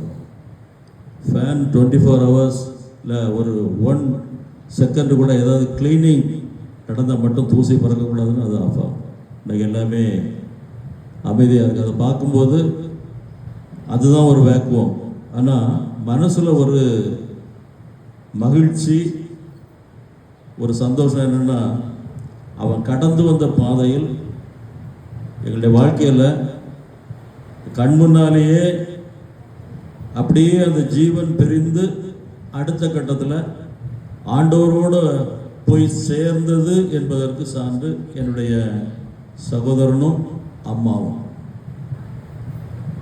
அதில் எந்தவித ஒரு சேதாரமும் இல்லாத ஒரு விசுவாசம், ஒரு நம்பிக்கை, அது அவனுடைய வாழ்க்கை எங்களுக்கு கற்றுத்தந்தது. ஏன்னா அவ்வளவு அவனுடைய பண்புகள், அவனுடைய அமைதி, நிதானம், அறிவு, அவனுடைய உதவி செய்கிற, அவனுடைய சின்ன பிராயத்திலேயே நான் ஒரு இடத்துக்கு கூப்பிட்டாலும் சரி, சென்னைக்கு போவேன், அவன் அப்போ படிச்சுட்டு அவன் எந்த பிஸி ஷெட்யூலில் இருந்தாலும் சரி, ஒரு நாள் முழுவதும் பைக்கில் சுற்ற வேண்டியிருக்கான். அன்னைக்கு எந்த இடத்துக்கு போனாலும் அந்த ஆக்சிடெண்ட்டுக்கு ஒரு 2-3 மந்த்ஸுக்கு கூட எனக்கு ஒரு தேவை இருக்கும்போது என்ன தான் அவன் தான் கம்ப்ளீட்டாக சென்னை ஃபுல்லாக எனக்கு அவன் டிரைவர். இந்த குடும்பத்தில் யாருக்கும் சரி, என்னுடைய அம்மாவுடைய குடும்பத்தை சார்ந்த சகோதரர்களாக இருந்தாலும் சரி, அப்பாவுடைய குடும்பத்தை சார்ந்த சகோதரர்களாக இருந்தாலும் சரி, அவனுடைய நண்பர்களாக இருந்தாலும் சரி, அவனுடைய அண்டையிலிருந்து பார்த்த அவனுடைய சர்வீஸ், நான் 27 வருஷமாக அவன் ரூமில் முடங்கி இருக்கான்னு நினச்சேன். ஆனால் நிறைய காரியங்கள் தெரியும். ஏன்னா அவன் எங்ககிட்ட அதை ஷேர் பண்ணுவான். அண்ணன் ஒரு சிக்னஸ், நான் நேற்று சொன்னது போல் அவனுக்கு தெரிஞ்சதோ ஃபேமிலிக்குள்ளேயோ எங்களுடைய தேவை அவங்களுக்கு வேணும்னு இருக்கிற இடத்துல நான் காண்டாக்ட் பண்ணுறதுக்கு முன்னால் அவன் காண்டாக்ட் பண்ணியிருப்பான். ஃபோன் பண்ணி அங்கே அவன் விசாரிப்பான். அக்கா, அது அம்மாவுடைய உடன் பிறந்தவர்களாக இருக்கலாம், அப்பாவுடைய உடன் பிறந்தவர்களாக இருக்கலாம், பிள்ளைகள் அதை கேட்டு அவங்களுடைய அந்த நோயினுடைய தேவைகளுடைய ஆழத்தை அறிந்த பிறகு அவன் சில நேரம் இந்த சகோதரிகள் இன்றைக்கி நாங்கள் 2 நாளாக அதை ஷேர் பண்ணும்போது அவன் சொல்லுவாங்க, அவன்கிட்ட ஷேர் பண்ணும்போது, நீ அண்ணன்ட்ட சொன்னியா, இப்போ அண்ணன்ட்ட சொன்னியான்னா அதுக்கு அர்த்தம் வந்து வேற. அண்ணன்னா எந்த அண்ணனாவும் இருக்கலாம். நான் இப்போ இங்கே இருக்கிறதுனால அண்ணன்ட்ட சொன்னியா, அப்போ அதுக்கு அர்த்தம் வந்து நீ இன்ஃபார்ம் பண்ண அவன் சொல்லியிருப்பான். பிறகு அவன் என்ன கூப்பிடுவான், தனியாக கூப்பிடுவான். ஏற்கனவே அவனுக்கு இவ்வளவு நாங்கள் கம்ப்ளீட்டாக அவனை ஷேர் பண்ணி அவனை வழிநடத்திட்டு இருக்கும்போது இன்னொரு ஆளுக்கு கமிட் ஆகிறதுக்கு வைக்கிறமேன்றதை அவன் யோசிக்கவே மாட்டான். ஏன்னா அவனுக்கு ஒரு நம்பிக்கை இருந்திருக்கும். அதாவது இவன் கொடுக்குறது இவனுடைய காசு இல்லை, இல்லைன்னா எனக்கு தம்பி கொடுக்குறதோ அக்கா கொடுக்குறதோ சகோதரர் மற்றவங்க கொடுக்குறதோ அவங்களுடைய காசு அல்ல, கடவுள் அவங்களே கொடுக்குறார். கூப்பிட்டு உடனே சொல்லணும். அது ஒருவேளை பெரிய அமௌண்ட்டாக இருக்கலாம், பெரிய அமௌண்ட்டாக இருந்ததும் உண்டு. அவங்களால அதை சந்திக்கவே முடியாது. மொத்தத்திலே 100% நாங்கள் சந்தித்ததும் உண்டு. அது அவனுடைய கூப்பிட்டு சொல்லும்போது, அண்ணே இப்படி இருக்குது, அவன் ரொம்ப சிக்காக இருக்கான், சீக்கிரம் அவனுக்கு லைஃபுக்கு கூட ஒரு டேஞ்சர் வரலாம், சரிடா நான் பார்ப்பேன். நான் கேள்விப்படுறதுக்கு முன்னாடி அவன் கேள்விப்பட்டிருப்பான், நாங்கள் கேள்விப்படுறதுக்கு முன்னாடி அவன் கேள்விப்பட்டிருப்பான். நான் பார்ப்பேன், கண்டிப்பாக பார்ப்பேன், போயிடுவேன். அது இங்கேயா இருக்கலாம், தூத்துக்குடியாக இருக்கலாம், தூர இடமா இருக்கலாம். அதுக்கப்புறம் ஒரு வேர்டு சொல்லுவான், அவன் காசுக்கு கொஞ்சம் கஷ்டப்படுவது போல தெரியுது அண்ணன், அவ்வளோதான். அதுக்கு அர்த்தம் என்னென்னா அவனுக்கு முழு செலவே நீ பண்ணு. அது ஒரு கமெண்ட், அது ஒரு கமெண்ட். அப்படியே விட்டுட்டு நான் பார்க்குறேன்டான்னு போயிட்டு அவன் சொல்கிறதுல ஒரு 1-2 நாள் தான் டிலே ஆகும். அது தூத்துக்குடியாக இருக்கட்டும், தூர இடம் உடனே போயிடுவோம். போய் அதை பார்த்து போகும்போது அவன் என்ன சொன்னானோ அவ்வளோ அந்த இடத்துல இருக்கும். எனக்கு தெரியாது, அவனுக்கு தெரிஞ்சிருக்கும். இந்த 4 ரூமுக்குள்ளே இருக்கிறவனுக்கு தெரிஞ்சிருக்கும். இது இப்போ இருந்தில்லை, ஸ்டார்டிங்கில் இருந்தே அவனுடையது. இப்படி அவனை மட்டும் அல்ல, எங்களுடைய உடன் பிறந்த சகோதர சகோதரிகளுடைய நிலைகளை மட்டும் இல்லை, அம்மாவோட அப்பாவோட எங்களுடைய நட்புகளுக்கும் இதுக்கும் அப்பாற்பட்ட சில இதுகளையும் அவன் நண்பர்கள் ஷேர் பண்ணி. இப்படி எதுக்கு அதை சொல்கிறேன்னா, அந்த அளவு அவன் மற்றவர்கள் மீது கரிசனையோடு அவனுடைய கஷ்டங்களையும் அவனுடைய நிலையையும் பொருட்படுத்தாமல் அதில் மகிழ்ச்சியோடு அவன் நடந்தது தான் எங்களுக்கு பார்க்கும். அதுதான் இந்த லெசன் நான் சொல்கிறது. எங்களுக்கு அவன் வந்து ஒரு யூனிவர்சிட்டி, ஒரு பல்கலைக்கழகம். அவனிடத்துலேருந்து கற்றுக்கொண்டது ஏராளம். இனி அவனுடைய காலத்துக்கு பிறகு கற்றுக்கொள்ளுகிறது வந்து அதுக்கு ஒரு முடிவே இல்லை. அதான் என்னுடைய உணர்வுகள், அவனுடைய ஞானம், அவனுடைய அறிவு. அவன் எங்களுக்கு சில கஷ்டங்களில் இருக்கும்போது மனம் துவண்டு போய் சில நேரம் இருப்போம். அவனை பார்த்தா போல்டாக இருப்பான். எங்களை கூப்பிட்டு எங்களுக்கு அட்வைஸ் பண்ணுவோம். ஒன்றும் இல்லைண்ணே, எப்படி அக்காமார், தங்கச்சி, மற்ற சகோதரிகள் சூழ்நிலைகளில் வந்து அந்த வசனங்கள் இதை எடுத்து போட்டு குடும்பத்தில் மற்றவங்களுக்கு அவனுடைய அட்வைஸ் வந்து அப்படி இவ்வளோ காலம் அதை நாங்கள் ஒன்றுமே பேச முடியலை, இனி ஒரு பேசுகிறதுக்கு ஒரு சான்ஸும் கிடைக்காது. அவன் எங்களை தேற்றுகிறவனாக இருந்தானே தவிர சரீரத்தில் தான் நாங்கள் அவனை தேற்ற முடிஞ்சது. வேர்ட்ஸில் வந்து நாங்கள் அவனை தேற்றுறதுக்கு அவன் வைக்கல, அவன் தான் எங்களை தேற்றிட்டு இருந்தான். இதுதான் உண்மை. அது உங்களால் நம்ப முடியாது. நாங்கள் ப்ராக்டிக்கலி வி ஹேவ் எக்ஸ்பீரியன்ஸ். அவன் தான் லாஸ்ட்டாக அவனுடைய வேர்ட்ஸ் முடிஞ்சது வந்து ஒரு 2 days. பொதுவாக நான் இந்த ஃபஸ்ட்டு அவனுடைய பர்த்டேயோ கிறிஸ்மஸ் நியூ இயர் அந்த ரூமுக்குள்ளே போகும்போது என்னுடைய அந்த ப்ரெசன்ஸை அவனுக்கு காட்டணும். ஏன்னா என்ன வார்த்தைகள் அவனோட பேசுகிறாங்க, அவனை விஷ் பண்ணி ஹாப்பி பர்த்டே அப்படின்னு சொன்னால் எனக்கு அதில் ஒரு சந்தோஷம் இருக்காது. ஹாப்பி கிறிஸ்மஸ் அவனுக்கு நான் சொல்ல முடியாது, என்னுடைய மனநிலையில். ஹாப்பி நியூ இயர் சொல்ல முடியாது, ஆனால் அவன் எக்ஸ்பெக்ட் பண்ணுவான். நான் அப்போ இந்த ஃபஸ்ட்டு இந்த ரூமில் அப்படியே என்ட்ரு பண்ணிவிட்டு அவன் கண் அப்படியே அடைச்சி தான் இருக்கான். சரி அண்ணன் இது ரூமுக்குள்ளே 1ஆம் தேதி வந்துட்டு போனான்றதை அவன் புரிஞ்சுக்கிடட்டும் அப்படியே போயிட்டு கண்ணை பார்த்தேன், மூடி இருந்து. சரி பாத்ரூமை போய் திறந்து கொஞ்சம் செக் பண்ணி எப்படி இருக்குது, நீட்டாக இருக்கா செக் பண்ணது போல் அப்படி பார்த்துட்டு அவன் பார்த்தான்னா என்னை பார்த்து அவன் கண்ணை மூடிடுவான் நினச்சிட்டு உள்ளே போகிறது. என்னுடைய அந்த ஸ்டெப்ஸை கேட்டு அந்த சத்தத்தை கேட்ட உடனேயே நான் ஷாக் ஆகிட்டேன். அண்ணே ஹாப்பி நியூ இயர். பட் அவனுக்கு தெரிஞ்சிட்டது, அவனுக்கும் தெரியும் அவனுக்கு ஹாப்பி நியூ இயர் தான். அவன் எங்களுக்கு ஹாப்பி நியூ இயரை அவனுடைய ஒரு பிளெஸ்ஸிங்காக வச்சுட்டு போயிருக்கான். அவனுக்கு தெரியும். ஏன்னா அந்த கரிசனை எதுக்கு சொல்கிறேன்னு சொன்னால் எங்கள் மேலே மட்டும் இல்லை, அவனை 2 பேர் அவன் கூடவே வந்து பார்த்துட்டு இருக்காங்க. அவங்க தான் அவனுக்கு கை கால் இதெல்லாம் ஒரு காலத்தில் நாங்கள் குடும்பத்தில் எல்லாருமே நாங்கள் செய்தது. இப்போ 2 பேரும் 24 hours daily day to day லைஃப்பில் நம்ம என்ன செய்வோமோ அது அவ்வளோ அவனுக்கு நடந்திருக்கும். Morning to night. ஸ்பிரிச்சுவல் லைஃப்பில் எங்களோட கூடுதல் செய்திருப்பான். ஸ்பிரிச்சுவலி பைபிள் ரீடிங்காக இருக்கட்டும், மெசேஜ் கேட்குறதா இருக்கட்டும், அவன் இருக்கிற இடத்துல இருந்தே ஊழியம் செய்தவன். கடுமையான மினிஸ்ட்ரி. ஏன்னா என்ன அவனோட கம்பேர் பண்ணவே முடியாது. அதுதான் அவனுக்கு லைஃப். அவன் கூட இருந்தவங்க 2 பேர். அப்போ ஒரு 6 மாதத்துக்கு முன்னாடி அவனுக்கு அவனுடைய நிலை வந்து தெரிஞ்சிட்டு, இனி நமக்கு நாள் ரொம்ப இல்லை. நான் வீட்டில் சொல்லுவேன் பிரதர்ஸ், அவனுக்கு மேக்ஸிமம் இனி ஒரு 1 year தான். எனக்கு இப்போவும் சொன்னேன், ஒரு 2 months கூட நான் ஒய்ஃப்கிட்ட எல்லாம் பேசும்போது சொல்லுவேன், அவன்கிட்ட சொல்லியிருப்பேன், மேக்ஸிமம் ஒரு 1 year தான் ஜெயுடைய லைஃப். அது எனக்கும் ஓரளவு தெரிஞ்சது. ஏன்னா அவன் என்கிட்ட பேசக்கூடிய சில வேர்ட்ஸ்.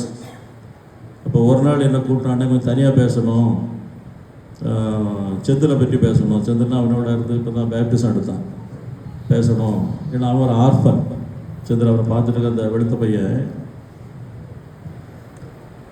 இப்போ எனக்கு அவன் ஏதோ அவனை சரி அவனுக்கு ஃபீலிங் கூட இருந்து எனக்கு லைஃபே இல்லைன்னு அவனுக்கு அந்த மைண்டு, அவன் ஒரு மாதிரி டெஸ்பரேட் ஆகியிருந்தான். அவனுக்கு மைண்டுக்குள்ளே நினச்சிருப்பான், இது வரைக்கும் அண்ணன் இருக்கிறாரு, கவனிக்கிறாங்க, என் அண்ணனுக்கு காலத்துக்கு போகிற நம்ம லைஃப் என்ன, அது செந்தில், இது அவன் பேசியிருப்பான் அவங்களுக்குள்ள. அப்போ கூப்பிட்டு என்ன அண்ணன் கொஞ்சம் வந்து தனியாக நீங்கள் ஃப்ரீயாக இருக்கும்போது வாங்க, செந்திலை பற்றி சில காரியங்கள் பேசணும். ஒரு நாளைக்கு இருந்து அப்போ செந்தில் இருக்கட்டும் அவனே வச்சு. அதுக்கு முன்னாடி என்கிட்ட கேட்டான், செந்தில் நீங்கள் என்ன செய்யலான்னு நினைக்கிறீங்க, என்னன்னு நீ என்ன செய்யலான்னு நினைக்கிறீங்க? அவனை நம்ம கடைசி வரைக்கும் பொறுப்பெடுத்து தான் ஆகணும், அதுக்காக எடுத்து விட வேண்டாம். எனக்கு புரியுது அவன் என்ன எண்ணத்தில் கேட்குறான்.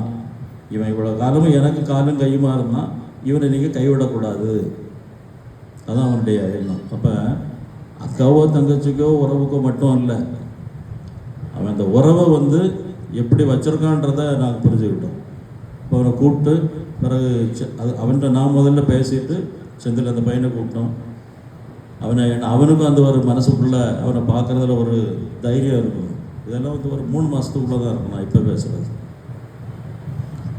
அப்போ அவன் சொன்னது, நான் சொன்னேன், செந்தில் ஏன்னா அவனை நான் டிஸ்கரேஜ் பண்ணக்கூடாது தம்பியை, எனக்கு புரியுது, அவன் ஏதோ அவனுடைய அவனுடைய விஷயம் என்கிட்ட பேசுனான்ட்டு. அப்போ நான் அவன்கிட்ட சொன்னேன், செந்தில் அண்ணனுடைய காலம் எத்தனை வருஷமாக இருந்தாலும் சரி, அவனுடைய காலத்துக்கு பிறகோ அன்னைக்கு நான் இருக்கிறோன்னோ இல்லையோ எனக்கு தெரியாது, எத்தனை வருஷம் இருக்கிறியோ, உன் தேவை வரும்போது ஒன்று நாங்கள் கைவிட மாட்டோம்.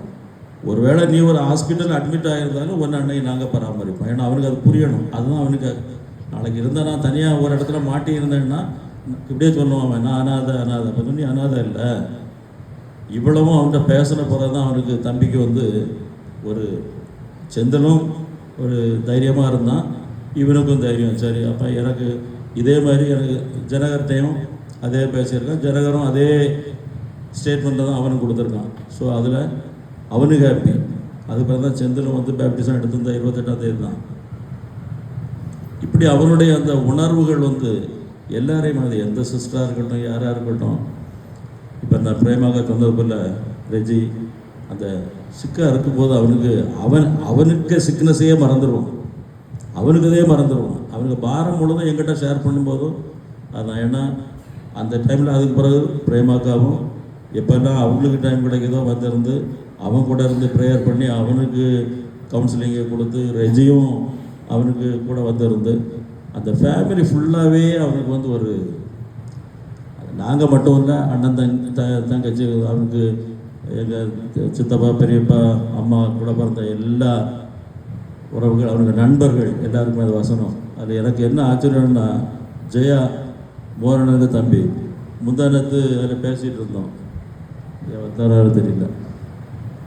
இப்போ சொன்னால் நான் எதிர்பார்க்கல, புதன்கிழமை வர எனக்கு அவனுக்கு மெசேஜ் மார்னிங் வரும், புதன்லேருந்து வரல. இது ஜெயா சொன்னது. இப்போ ஜெயாவுக்கு அவனுக்கு என்ன கனெக்ஷன் அதான் புரிஞ்சுக்கிட முடியல. இதே போல் அவருக்கு நிறைய ஃப்ரெண்ட்ஸு. அப்போ நான் சொன்னேன், ஜெயா எனக்கு ஃப்ரெண்டு, ஜனகருக்கு ஃப்ரெண்டு, இவருக்கு யார்? இப்போ ஜெயாவோடைய ஒரு கனெக்ஷன், அந்த லிங்கு.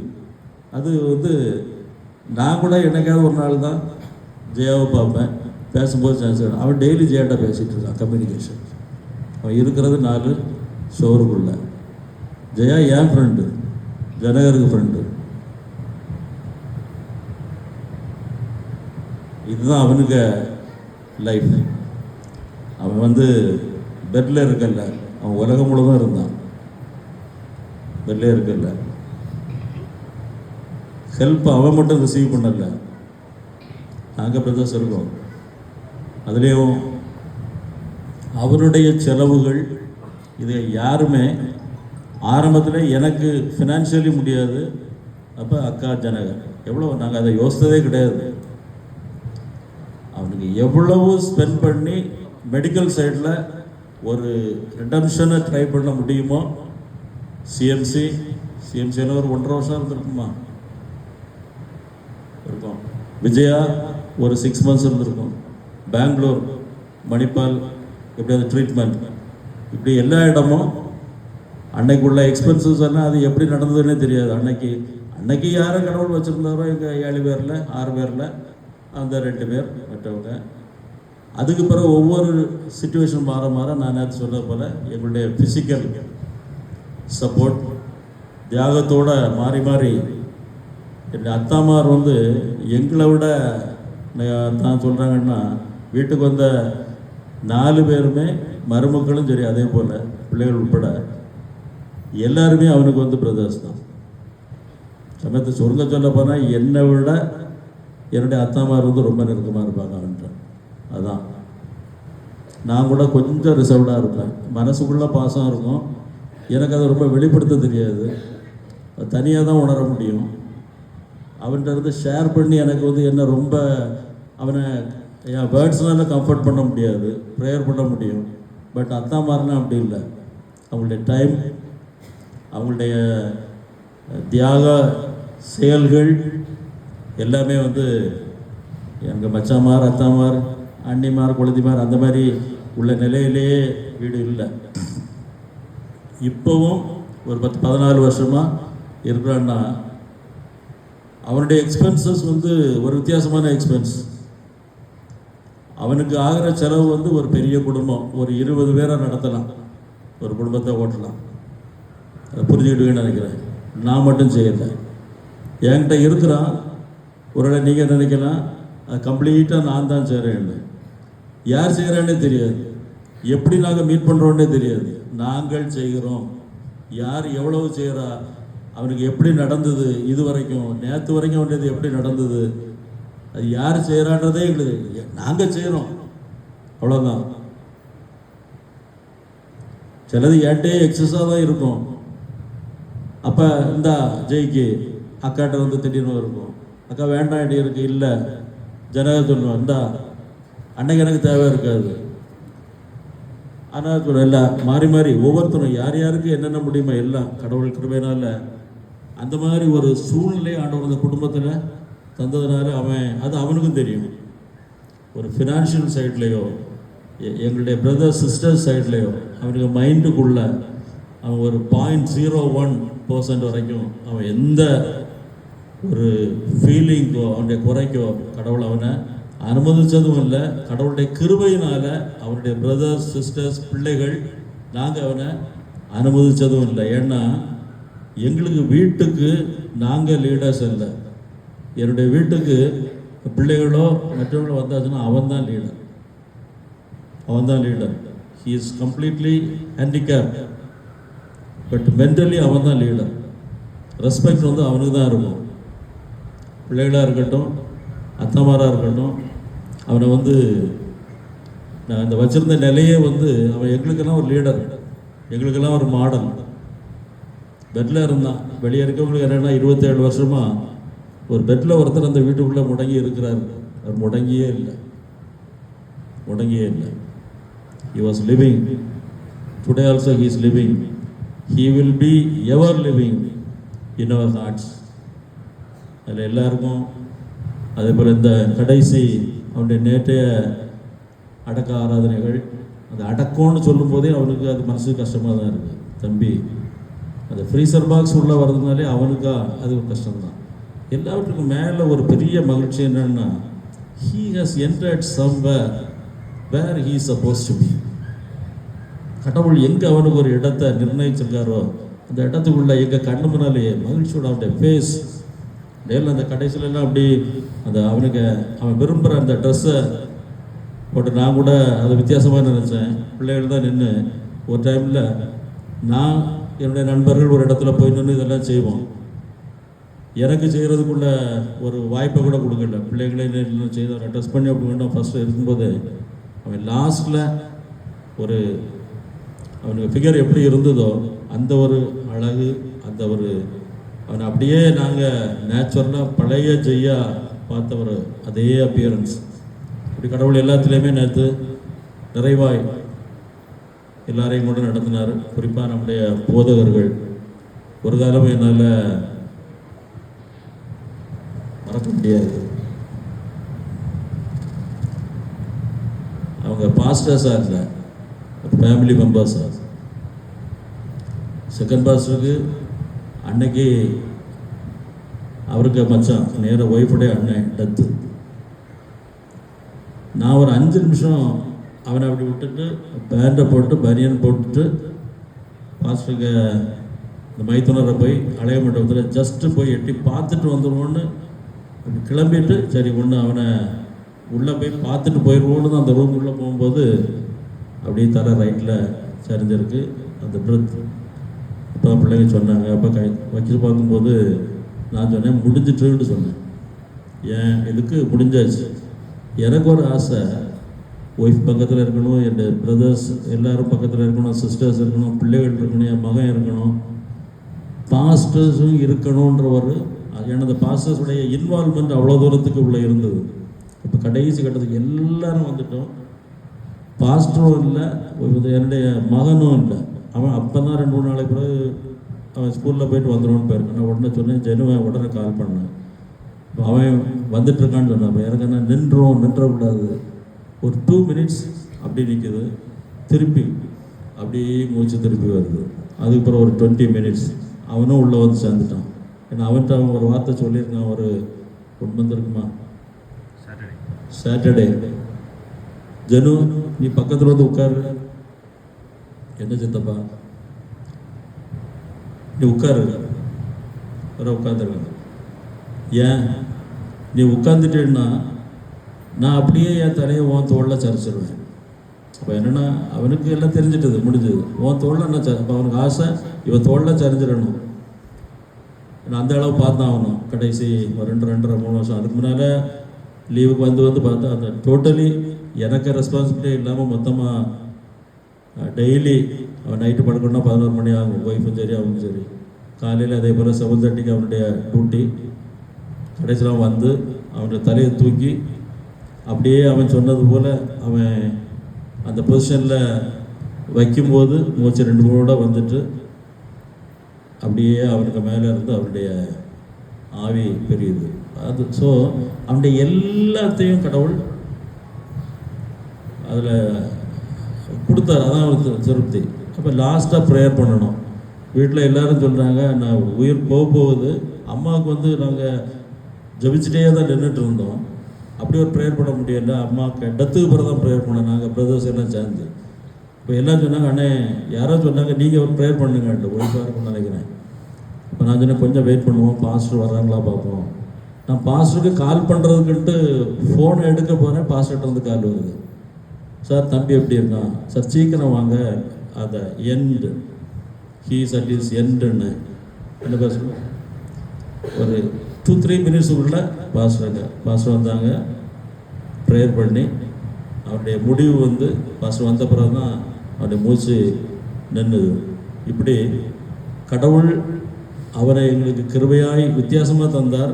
நாங்கள் வித்தியாசமாக அவனுக்கு லைஃப்பை எங்கள் 2 பேரை விட உலக பிரகாரமாக அவனை ரொம்ப மேலே நினச்சோம் நாங்கள். ஏன்னா அவன் படிப்பில் எல்லாத்துலேயுமே எங்களை விட ரொம்ப டிஃப்ரெண்ட். அவன் பட் அவனை வித்தியாசமாக கொண்டு வந்து ஒரு 27 வருஷம் அப்படி கொண்டு வந்து எங்களுக்கு ஒரு பெரிய ஸ்டடி, ஒரு ரிசர்ச், எத்தனையோ பிஹெச்டி எல்லாருக்கும் அப்படி கொடுத்துட்டு போயிட்டான். யாருமே நாங்கள் அவனை போல வாழாமல் இருக்க முடியாது, பிள்ளைகள் அவனை போல வாழாமல் இருக்க முடியாது, தெரியாது. அதுதான் அவன் எங்களுக்கு வச்ச ஸ்டடி. ஸோ அதில் கடவுளுக்கு நன்றி. அருமையான எங்களுடைய பாஸ்டர்ஸ், தலைமை போதகர், உடன் போதகர் நன்றி. எங்களுடைய சேகரத்துக்கு உட்பட்ட போதகர்கள் எல்லாவற்றிலும் எங்களோடு உடன் இருந்தீர்கள். முந்தின நாளும் சரி, அது அவங்களுடைய எல்லா பங்களிப்பும் ஒரு நாளும் மறக்க முடியாத ஒரு செட். இந்த சபைக்குழு உறுப்பினர்கள் எல்லாருடைய ஒத்துழைப்பு எல்லா நிலையிலும் என்னோடு நின்றது என்றைக்குமே இருக்கும். வித்தியாசமாக முக்கியமாக ரவி ராபின்சன், நேற்று என்னால் நின்று எந்த காரியத்தையும் செய்ய முடியாது, அவர்கிட்ட சொல்லிட்டேன்.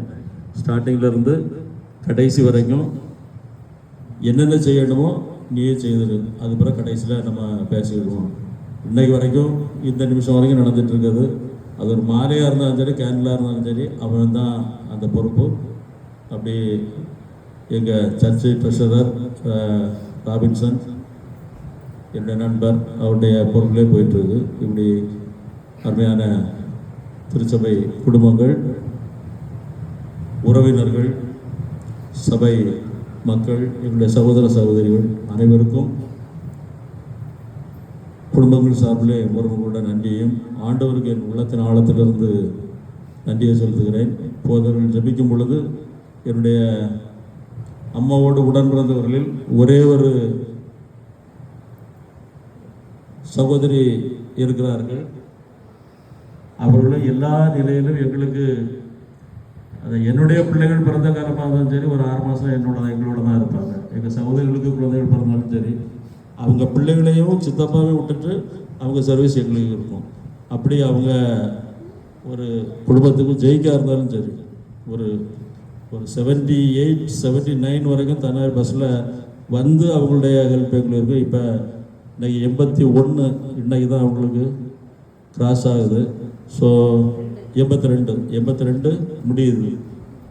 82 முடியுது. எங்களுடைய குடும்பத்தின் சார்பில் வந்திருக்கின்ற அனைவர் சார்பிலும் அன்பான அல்லி சாண்டி அவர்களுக்கு பிறந்தநாள் வாழ்த்துக்களை மகிழ்ச்சியோடு தெரிவிக்கிறோம். இந்த சூழ்நிலையிலே மற்றவர்களும் பாச ஜபிக்கும் போதும் அதுக்காக ஜெபப்படுவோம். நன்றி. எல்லாரும் எழுந்திருப்போம்.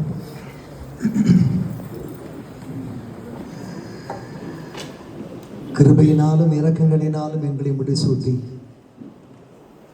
எங்களை பாதுகாத்து பராமரித்து வருகிற எங்கள் அன்பின் ஆண்டவரே, இந்த உலகத்தில் ஒன்றை நாங்கள் தவிர்க்க முடியாதது மரணம் என்பதனையும் எங்களுக்கு வெளிப்படுத்தி, இந்த உலகத்தில் நாங்கள் எப்படி வாழ வேண்டும் என்பதனையும் பாட்டுகளிலூടെ அதை எங்களுக்கு தெளிவாக கற்றுத்தந்து, இந்த நாளில் நம்முடைய திருச்சமத்தில் இளைப்பாரி கொண்டு இருக்கிற அன்பு தம்பி ஜோசப் ஜெய்பாலுக்காக ஆண்டவருக்கு நன்றி சொல்லுகிறோம். ஒருவேளை அவர்கள் 50 ஆண்டுகள் இந்த உலகத்தில் வாழ்ந்தார்கள், 27 ஆண்டுகள் 4 சுவருக்குள்ளே அவர்கள் வாழ்ந்தார்கள். ஆனால் அவர்கள் உலகத்தோடு இருந்தார்கள், சுவருக்குள்ள உலகத்தோடு இருந்தார்கள், உறவுகளோடு இருந்தார்கள். எல்லாருக்கும் ஒரு மாடலாக மேன்மையாக அவர்கள் இருந்தார்கள் என்பதனை அறிந்த ஆண்டவருக்கு நாங்கள் நன்றி சொல்லுகிறோம்.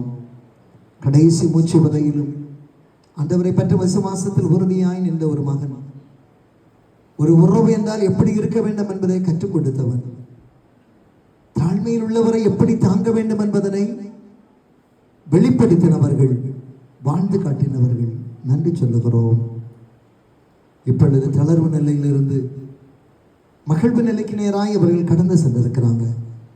தேவ சமூகத்தில் மிகவும் ஒரு குழந்தையை போல, ஒரு வாலிபனை போல சகல பரிசுத்தவான்களோடு கூட இணைந்து, தேவதூதர்களோடு கூட இணைந்து ஆண்டவரை துதித்து பாடி மகிழ்ந்து கொண்டிருக்கிறார்கள். உங்கள் சொன்ன வாதம் உபத்திரப்பட்டது நல்லது. அந்த உபத்திரத்தின் மூலமாய் தேவ அன்பின் ஆழத்தை அவர்கள் புரிந்து கொண்டு அவருடைய சமூகத்தில் இளைப்பாரி கொண்டிருக்கிறார்கள். இந்த துக்க நிறுவத்தி நாளில் நாங்கள் எல்லாரும் அந்த துக்கத்தை விட்டு ஒழிந்து அவருடைய வாழ்வுக்காய் நன்றி செலுத்தி நம்மை ஸ்தோத்தரித்து உலகத்தில் எங்களுக்கு அவர் காண்பித்து சென்ற நிறைய பாதைகளை கடைபிடித்து வாழ கடவுள் உதவி செய்ய வேண்டும் என நாங்கள் ஜெபிக்கிறோம். இந்த குடும்பத்தினுடைய ஒரு தலைவனுடைய கடைசி தாய் திருமதி ஆலிஸ் அம்மா இன்று தங்களுடைய 82வது பிறந்த நாளை அவர்கள் மகிழ்வோடு நினைவுறுகிறாங்க. வருஷத்தை நன்மையால் முடிசூட்டி பாதைகளை நெய்யாய் புளிய பண்ணுங்க எங்கள் அன்பின் ஆண்டவர். அவர் உன் அக்கிரமங்களை எல்லாம் மன்னித்தும் நோய்களை எல்லாம் குணமாக்கி உன் பிராணன் அழிவுக்கு விலைக்கு மீட்டு நன்மையினால் கிருபையினால் முடிசூட்டி கழுக்கு சமானமாய் உன் வயது திரும்ப 4 வயது பல்லாகிறது என்று சொன்னுடைய வார்த்தையின்படி புதிய நன்மைகளையும் புதிய ஆசீர்வாதங்களையும் நிறைவாய் தந்து பிள்ளைகளின் பிள்ளைகளின் பிள்ளைகளின் வாழ்வை காண்கின்ற தலைமுறை ஆசீர்வாதத்தை பெற்று அநேகருக்கு ஆசீர்வாதமாக இருக்க கர்த்தர் உதவியல்ல வேண்டும் என நாங்கள் ஜெபிக்கிறோம். இந்த கூடுகையில் அன்பு முதிய தாயினை நாங்கள் வாழ்த்துகிறோம். அந்த தலைமுறைக்காக நாங்கள் ஆண்டவருக்கு நன்றி சொல்லுகிறோம். கர்த்தருடைய பிரசன்னம் அந்த இடத்தில் இருக்கட்டும். இந்த கூடுகையில் வந்து கலந்து கொண்ட எல்லா மக்கள், அருமையான போதகர்கள், உறவினர்கள், நண்பர்கள், இனஜன பந்துக்கள் எல்லாரோடும் ஆண்டவருடைய பிரசன்னம் தங்கி இருக்கட்டும். கர்த்தருடைய மாறாத தயவு இந்த இடத்தில் நிறைவாய் வெளிப்பட கர்த்தர் உதவி செய்வதாக. குறிப்பாக இந்த இல்லம் ஒரு தாய் இல்லம், ஒரு தாய்மை உணர்வுபடுத்துகின்ற ஒரு இல்லம். அது காலங்களாய் நிலைத்து நிற்கும். அன்பு அதிகமாக வெளிப்படும். பரிசுத்தாவியான ஒரு உதவி செய்தல்ல வேண்டும் என நாங்கள் ஜெபிக்கிறோம். எல்லாவற்றுக்கும் ஆண்டவருக்கு நன்றி சொல்லுகிறோம். தேவ பிரசன்னமும் தேவ பாதுகாவலும் அனைவரோடு நிறைவாய் தங்கியிருக்க வேண்டும் என்று மீட்பர் இயேசு கிறிஸ்துவின் வழியாய் மன்றாடுகிறோம் நல்ல பிதாவே, ஆமென். சேர்ந்து சொல்லும், என் ஆத்துமாவே கர்த்தரை ஸ்தோத்திரி, என் முழு உள்ளமையுடைய பரிசுத்த நாமத்தை ஸ்தோத்திரி. என் ஆத்துமாவே கர்த்தரை ஸ்தோத்திரி, கர்த்தர் செய்த சகல உபகாரங்களையும் மறவாதே. ஆமென். நம்முடைய ஆண்டவர் ரட்சகருமாய் இருக்கிற இயேசு கிறிஸ்துவின் கிருபை, கடவுளின் அன்பும் தூய் ஆவியானுடைய திருவருளும் ஐக்கியம் மீண்டும் சதா காலம் நம்ம எல்லாரோடும் நிறைவாய் நின்று தங்குவதாக. ஆமென், ஆமென்,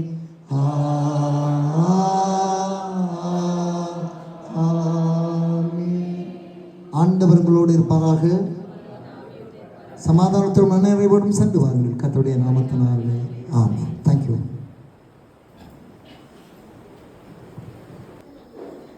இதுதான் சித்தப்பாவுக்கு கையும் காலுமா ஒரு 13 வருஷமாக இருந்த சித்தப்பாக்க சித்தப்பாக்க தம்பி செந்தில். செந்தில், அண்ணனை பற்றி என்ன நினைக்கிற, எது சொல். அண்ணனை கூட கிட்டத்தட்ட 13-14 வருஷம் வேலை இருந்திருக்கேன். அவங்களும் எனக்கு ஒரு அண்ணனாக தான் கூட இருந்து இவ்வளோ நாள் பார்த்துருக்கேன். அது அண்ணனை அவங்களும் என்னையும் ஒரு தம்பியாக நினச்சி தான். அண்ணன்ட்ட எத்தனை நாளும் கோவப்படுவேன், பேசிடுவேன், அடுத்த நாளுக்கு வந்து செஞ்சிடுவேன், உடனே பேசிடுவேன், அவங்களும் பேசிடுவாங்க. ஆனால் அவங்க இது வரைக்கும் கோவப்பட்டதும் கிடையாது, எதுவும் சொன்னதும் கிடையாது. ஆனால் என்ன எப்போ பேசினாலும் ஒரு 1/2 மணிக்கூர் கூட விட மாட்டாங்க. இப்போ என்ன எங்கே இருந்தாலும் ஃபோன் பண்ணி செந்தில் செந்தில் செந்தில்னு தான் கூப்பிடுவாங்க. அவங்க இல்லாததான் சொல்ல வருத்தம். ஆனால் அவங்க எப்பயும் நம்ம கூட தான் இருக்காங்க. எனக்கு அது நம்பிக்கை இருக்குது. நான் இவ்வளோ நாள் கண்டிப்பாக அண்ணனை செஞ்சது, நான் ஒரு இதில் உண்மையாக மனசுக்குள்ளே நான் செஞ்சது, அவங்களுக்கு நான் செஞ்சதை நான் பெருமையாக நினைக்கிறேன். அது யாருக்கு தெரியும், எல்லாத்துக்கும் தெரியும், குடும்பத்தில் எல்லாத்துக்கும் தெரியும். நான் செஞ்சது அவங்ககிட்ட தான் அன்பாக பேசவும் செய்வேன், அவங்ககிட்ட சும்மா கோவப்படுவேன், மற்றபடி எதுவுமே இது பண்ண மாட்டேன். பேசுவேன், எல்லாம் செய்வேன். அவங்களுக்காக எவ்வளோ செஞ்சுருக்கேன். ஆனால் அவங்க இது வரைக்கும் எனக்கு இல்லாத மனசு வார்த்தை இது ஒன்று மட்டும்தான். கண்டிப்பாக கடவுள்கிட்ட கடவுள் எடுத்துக்கிட்டார் எனக்கு, அது கடவுள்கிட்ட போயிட்டார். எனக்கு அது ஒரு மட்டும்தான் ஆசை.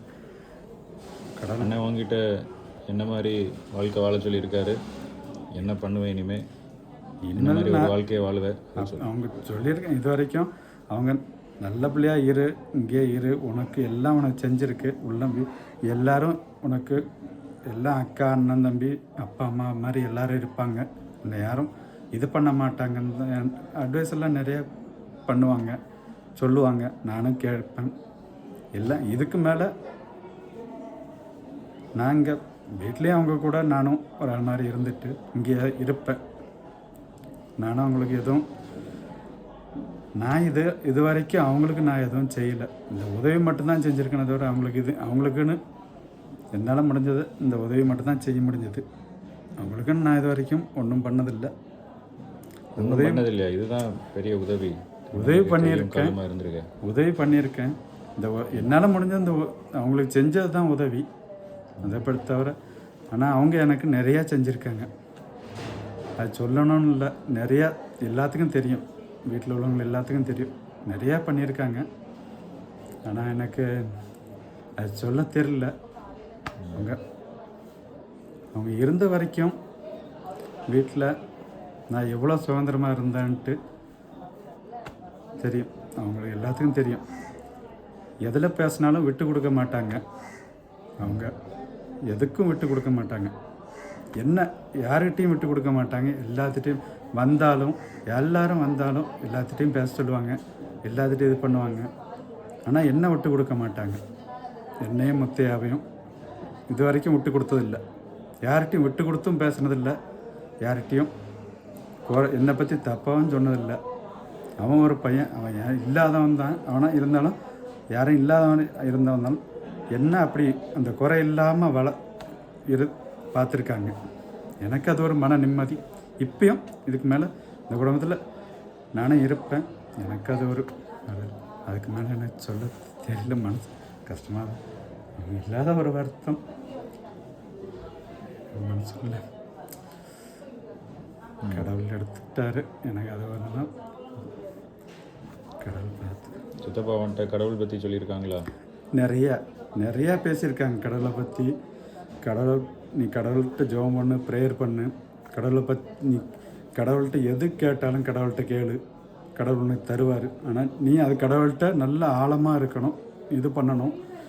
ப்ரேயர் அடிக்கடி ப்ரேயர் பண்ணு, கோயிலுக்கு போ. எல்லாம் எப்போ எந்த டைமில் சில இருக்க டைம்லேயும் சில டைமில் கோயிலுக்கு போன்னு தான் சொல்லுவாங்க.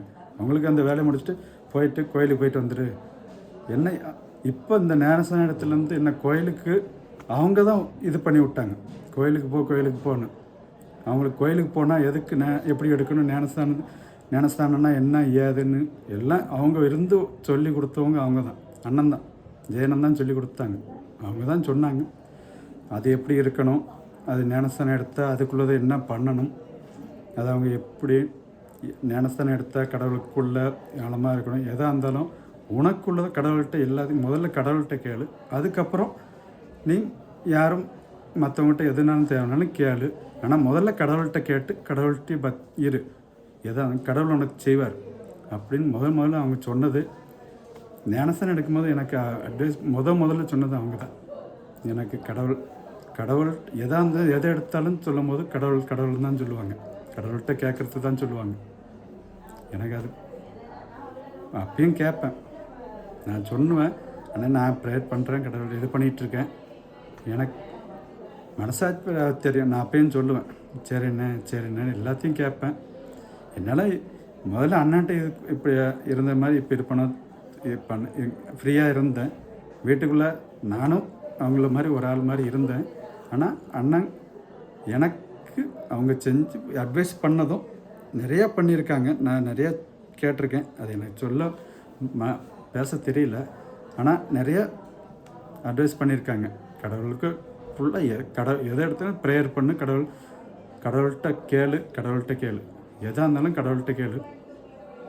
சில டைமில் நானே அவங்ககிட்ட அண்ணன்கிட்டயே உட்காந்து தனியாக இருந்து அழுவேன், பேசிட்டு எனக்கு வீட்டில் ஊரில் உள்ளது கதையெல்லாம் அவங்ககிட்ட எல்லாத்தையும் சொல்லுவேன். நான் இப்படி யாரும் இப்போ பண்ணுறாங்க இது பண்ணுறாங்க, ஊரில் ஒரு சின்ன பிரச்சனைனாலும் அவங்ககிட்ட தான் முதல்ல சொல்லுவேன். அவங்ககிட்ட தான் உட்காந்து பேசவும் செய்வேன், அவங்ககிட்ட தான் இது பண்ணவும் செய்வேன். அவங்ககிட்ட தான் எல்லாத்தையும் எது குறை இருந்தாலும் அவங்ககிட்ட தான் சொல்லுவேன்.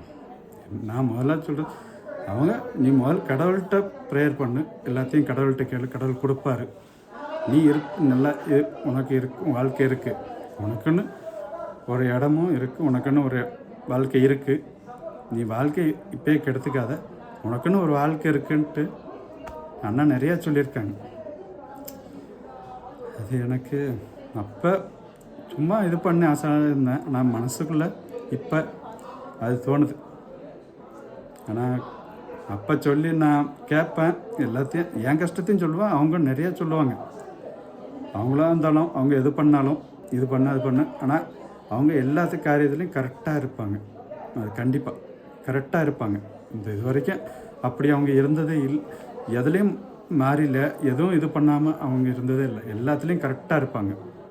அதே மாதிரி நம்ம என்ன வேலை செய்கிறோமோ அந்த வேலையை அவனை வச்சு கரெக்டாக எங்கே போனாலும் கரெக்டாக இந்த வேலை இந்த இது கரெக்டாக செய்யணும். ஊருக்கு போனாலும் என்ன ஃபோன் பண்ணுறது, கூப்பிட்றது, எப்போ வருவேன்னு தான் கேட்பாங்க. எங்கேயாவது வெளியே போனாலும் என்ன விட மாட்டாங்க. அவ்வளோ பாசமாக என்கிட்ட இருந்தவங்க அவங்க தான். செல்ல பிள்ளை. நான் வீட்டுக்குள்ளே இருந்தது அவ்வளோ இதாக இருந்திருக்கு. அவங்களுக்கு நான் செல்ல பிள்ளை கூட, வீட்டுக்கு நான் ஒருத்த மாதிரி. அவங்க கூட நான் அண்ணன்னு தான் எப்பயும் இது பண்ணுவேன். அண்ணன் தான் சொல்லுவேன். அண்ணன் தான், எனக்கு அண்ணன் தான்.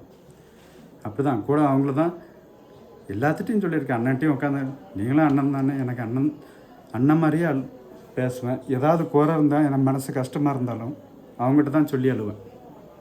வேறு யார்கிட்டையும் இது பண்ண மாட்டேன். அண்ணன்ட்ட மட்டும்தான் பேசுவேன். தனியாக உட்காந்து பேசுவேன். அவங்க கூட தான் கூட இருக்கணும். எல்லாம் முக்கால்வாசி ஃபுல்லாக அங்கே அண்ணன் கூட தான் இருப்பேன். அவங்க கூட தான் பேசுவேன். எந்த குறையாக இருந்தாலும் அண்ணன்கிட்ட தான் சொல்லுவேன். எனக்கு இனி எல்லாம் இருந்தாலும் குடும்பத்தில் இவங்க இருந்தாலும் குறையாக இருந்தாலும் சொல்லுவேன். ஆனால் என்ன இதுக்கு மேலே நான் அப்படியே கொஞ்சம் கொஞ்சம் மாற்றிக்கிறேன். என்கிட்ட நிறைய கெட்ட பழக்கங்கள் இருக்குது, நான் இல்லைன்னு சொல்லலை, தப்பு. ஆனால் இதுக்கு மேலே நான் மாற்றிக்குவேன். இனி அண்ணன் சொன்ன மாதிரி அதை மாற்றுறதுக்கு கண்டிப்பாக மாற்றிடுவேன். நான் மாற்றிக்குவேன். சரி, இதுவே அண்ணனுக்கு பெரிய சந்தோஷம். எங்கே அவங்க இருந்தாலும் சந்தோஷம். சரி, அவர் கடவுள் எடுத்துக்கிட்டாரு, கடவுள்கிட்ட போயிட்டார். அது வரைக்கும் உனக்கும் சந்தோஷம், ஒன்று நினச்சி அவங்களுக்கும் சந்தோஷம். சரியா?